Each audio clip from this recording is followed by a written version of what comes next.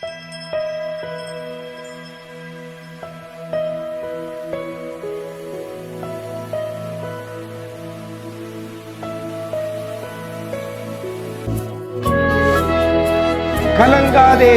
நீ போகும் இடமெல்லாம் தேவனாகிய கர்த்தர் உன்னோடு கூட இருக்கிறார். கிறிஸ்துவில் பிரியமானவர்களே, ஆண்டவரும் இரட்சகருமாகிய இயேசு கிறிஸ்துவின் ஈடு இணையற்ற நாமத்தில் உங்களுக்கு அன்பின் வாழ்த்துக்கள். நல்லா இருக்கிறீங்களா? எல்லாரும் ஆண்டவர் கிருபையில் சூப்பராக இருப்பீங்கன்னு கர்த்தருக்குள் நம்புகிறேன். இந்த நாளிலும் கூட இன்றைய விசேஷித்த வார்த்தை என்ற நிகழ்ச்சி மூலமாய் வேதத்திலிருந்து ஒரு வசனத்தை உங்கள் முன்னால் நான் சொல்லி வருகிறேன். இன்றைக்கும் ஒரு வசனத்தை உங்கள் முன்னால் வைக்கிறேன். யோசுவாவின் புஸ்தகம் 1ஆம் அதிகாரம் 9ஆம் வசனத்தில் நடுப்பகுதியில் இவ்வாறாக சொல்லப்படுகிறது, கலங்காதே, நீ போகும் இடமெல்லாம் உன் தேவனாகிய கர்த்தர் உன்னோடே இருக்கிறார் என்றார் என்று சொல்லப்பட்டிருக்கிறது. முதல்ல சொல்லப்படுகிற காரியம் கலங்காதே. எனக்கு அருமையான தேவ ஜனமே, இந்த நாளிலேயும் கர்த்தரும் உங்களை பார்த்து சொல்லுகிறார். இந்த வேத வசனத்தின் மூலமாக கர்த்தர் உங்களோடு கூட பேசுகிற ஒரு காரியம், கலங்காதே. இன்னைக்கு நம்ம கலக்கத்துக்குள்ள இருக்கிறோம். யோசுவாவுக்கு ஏன் இந்த கலக்கம்? 1ஆம் வசனத்தில் சொல்லப்பட்டிருக்கிறது, கர்த்தருடைய தாசனாகிய மோசே மரித்த பின்பு. கர்த்தருடைய தாசனாகிய மோசே மரித்த பின்பு யோசுவாட்ட கர்த்தர் பேசுகிற காரியம்தான் இந்த காரியங்கள். பின்னால் சொல்லப்படுகிறது, மோசேயின் ஊழியக்காரனாகிய நூனின் குமாரனாகிய யோசுவாவை நோக்கி. அப்போ யோசுவாவுக்கு எஜமானனாய் அல்லது தலைவனாய் இருந்த மோசே மரித்த பின்பு மோசேயின் ஊழியக்காரனாகிய யோசுவாவை நோக்கி கர்த்தர் சொல்லுகிறார். ஒரு இழப்புக்கு மத்தியிலே இருக்கிற யோசுவாவை பார்த்து கலங்காதே என்று சொல்லுகிறார். நீங்களும் நானும் கூட ஏதோ ஒன்றை இழந்த நிலையில் இன்னைக்கு இருக்கலாம். சமாதானத்தை இழந்திருக்கலாம், சந்தோஷத்தை இழந்த நிலையில் இருக்கலாம், இல்லை பொருளாதாரத்தை இழந்த நிலையில் இருக்கலாம், வருமானங்களை இழந்த நிலையில் இருக்கலாம், குடும்பத்தில் இருக்கக்கூடிய உறவை இழந்த நிலையில் இருக்கலாம். மரித்த நிலைமையில எவைகள் இருந்தாலும் சரி, இந்த சூழ்நிலையில் ஆண்டவர் உங்களையும் என்னையும் பார்த்து முதல்ல சொல்லுகிற காரியம் கலங்காதே, கலங்காதே. யோசுவாவுக்கு என்ன கலக்கம்? என்னோடு கூட இருந்த மோசே மரித்து போனான் அப்படின்னு இருக்கக்கூடிய இடத்துல கர்த்தர் அவரை பார்த்து கலங்காதே என்று சொல்லி அதை தொடர்ந்து அவர் சொல்லுகிறார், நீ போகும் இடமெல்லாம் உன் தேவனாகிய கர்த்தர் உன்னோடே இருக்கிறார். உன்னோடே இருந்த மோசே மரித்து விட்டான், ஆனா நான் உன் கூட இருக்கிறேன் என்று கர்த்தர் சொல்லுகிறார். கலங்காத, ஏன்னா மோசே இல்லை, கலங்காத, ஏன்னா நான் உன்னோடு கூட இருக்கிறேன் என்று கர்த்தர் சொல்லுகிறார். இன்றைக்கு நம்ம ஏதோ ஒன்று நம்ம கூட இருந்தது போயிட்டுன்னு உடனே நம்ம கலங்கி கொண்டிருக்கிறோம். ஆனால் என் ஆண்டவர் உங்களை என்னை பார்த்து சொல்கிறார், உங்களோட இருந்தது உண்மைதான், மோசே கூட இருந்தது உண்மைதான், ஆனால் இன்னைக்கு மோசே இல்லை. அதற்காக நீ கலங்க வேண்டிய அவசியம் இல்லை. மோசேயை காட்டிலும் மோசேயை அழைத்த நான், மோசேயை வழிநடத்தின நான், மோசையோடு கூட பேசின நான், மோசையோடு கூட இருந்து அற்புத அடையாளங்களை செய்த நான் உன் கூட இருக்கிறேன் என்று கர்த்தர் சொல்லுகிறார். எவ்வளவு நல்ல ஆண்டவர் பாருங்க.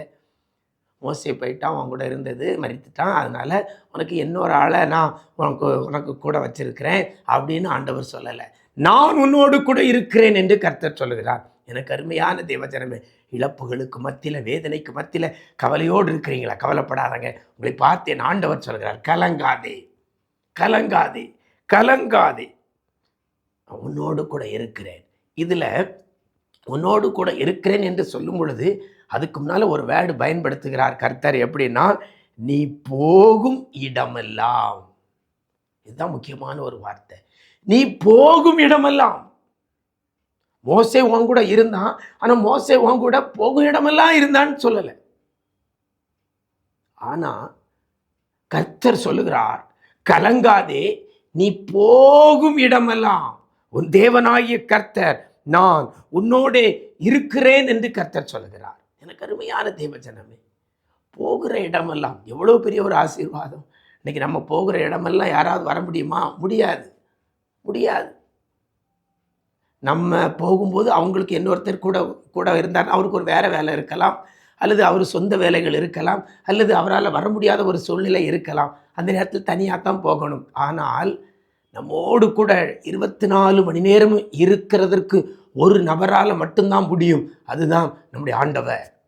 நம்முடைய ஆண்டவர் எங்கே போனாலும் சரி, நம்ம கூடவே இருக்கிறேன் என்று சொல்லுகிற கர்த்தர். நீர் போகும் இடமெல்லாம், சங்கீதக்காரன் சொல்கிறான், நம்ம வேதத்தில் வாசிக்கிறோம், நான் அங்கே போனாலும் என் கூட இருக்கிறேன், நான் கடையாந்திரத்தில் போனாலும், நான் ஆழத்துக்கு போனாலும் அங்கேயும் என் கூட இருக்கிறேன்.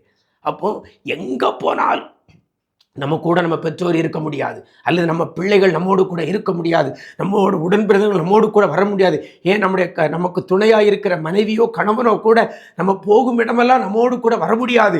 ஆனால் கர்த்தர் ஒருவரால் முடியும். அந்த கர்த்தர் தான் சொல்லுகிறார், கலங்காதே, நீ போகும் இடமெல்லாம் உன் தேவனாகிய கர்த்தர் உன்னோடு இருக்கிறார். இந்த வார்த்தையை பிடித்து கொள்வோம். எந்த சூழ்நிலையில் நான் வியாதிக்குள்ளே கடந்து போனாலும் கர்த்தர் என்னோடு கூட இருக்கிறார்.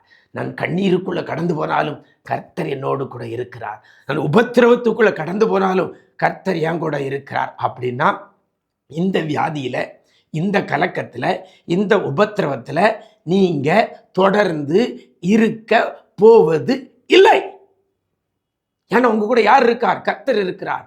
தானி, சாத்ராக், மேஷாக், ஆபேத்நேகோவை சிங்கக்கபிக்குள்ள தூக்கி தீச்சூளைக்குள்ள தூக்கி போட்டாங்க. அங்க 4வது நபராக அங்க கர்த்தர் கூட இருந்தார். கர்த்தர் கூட இருக்கும் பொழுது உங்களுக்கு தீச்சூளை நிரந்தரம் அல்ல, வெளியே வந்தார்கள். அதே போல தானியேல் சிங்கக்கபிக்குள்ள தூக்கி போடப்பட்டாங்க. சிங்கக்கபி தானியேலுக்கு நிரந்தரம் அல்ல, கர்த்தர் தூதனை அனுப்பி இருக்கிறார் சிங்கக்கபிக்குள்ளே. அதனால மறுநாள் காலையிலே அவன் வெளியேற்றப்படுகிறதை பார்க்கிறோம். எனக்கு அருமையான தேவஜனமே, கர்த்தர் நம்ம கூட போகிற இடமெல்லாம் இருப்பாரே, ஆனால் நம்ம படுகிற பாடு, வடிக்கிற கண்ணீர், படுகிற உபத்திரவம் நிரந்தரம் கிடையாது. அதிலிருந்து உடனே கர்த்தர் நம்மை வெளியே கொண்டு வருவார். ஏன்னா அந்த உபத்திரவத்தின், அந்த பாடுகளுக்கு மத்தியிலையும், அந்த பிரிவுக்கு மத்தியில, அந்த இழப்புகளுக்கு மத்தியிலையும் கர்த்தர் நம்மோடு கூட இருக்கும் பொழுது அந்த பாடுகள் நமக்கு நிரந்தரம் அல்ல. கர்த்தர் நிச்சயமாகவே உங்களையும் என்னை வெளியே கொண்டு வருவார்.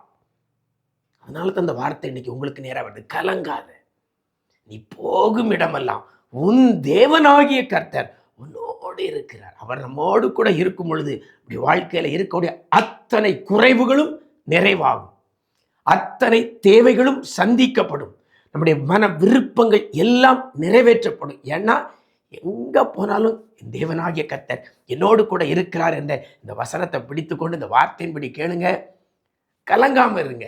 கர்த்தர் உங்க கூட இருப்பார். போகிற இடத்துல எல்லாம் கூட இருந்து உங்களுடைய காரியங்கள் எல்லாவற்றையும் கர்த்தர் ஜெயமாய் மாற்றி கொடுப்பார். யோசுவாவோடு கூட இருந்து நிறைய காரியங்களை கர்த்தர் செய்தார். அதே போல உங்க கூட என் கூட இருந்து கர்த்தர் செய்வார். அப்படிப்பட்ட கிருபையை கர்த்தர் தருவாராக. நாம் ஜெபிக்கலாமா?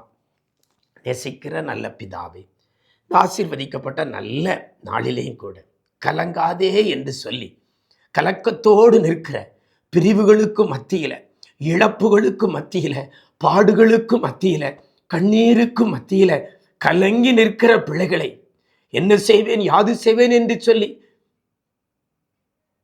கலங்கி நிற்கிற பிள்ளைகளை பார்த்து இந்த நாளில் கலங்காதே என்று சொல்லி பிள்ளைகளை நீர் ஆற்றி தேற்றுகிறதற்காய் நன்றி செலுத்துகிறோம் ஐயா. இப்பொழுதும் கூட ஆண்டவரே, கலங்காதே என்று சொல்லி உன் கூட நான் இருக்கிறேன் என்று சொல்லி பிள்ளைகளை நீங்கள் தைரியப்படுத்தினதற்காக நன்றி செலுத்துகிறோம். பிள்ளைகளை நீங்கள் திடப்படுத்தினதற்காக நன்றி செலுத்துகிறோம் ஐயா. பெரிய காரியங்களை செய்யுங்க. ஒவ்வொரு பிள்ளைகளோடு கூட இருந்து நீர் செய்கிற காரியம் பயங்கரமாக இருக்க போறபடியால் உமக்கு நன்றி செலுத்துகிறோம். தீச்சூளை, சிங்கக்கபி பிள்ளைகளுக்கு நிரந்தரம் இல்லாதபடி பிள்ளைகளை நீர் விடுவிக்க போறதற்காக நன்றி செலுத்துகிறோம். பிள்ளைகள் துக்கம் எல்லாம் சந்தோஷமாய் மாறட்டும், கலக்கம் எல்லாம் ஆண்டவரே ஆனந்த களிப்பாக மாற பண்ணுவீராக.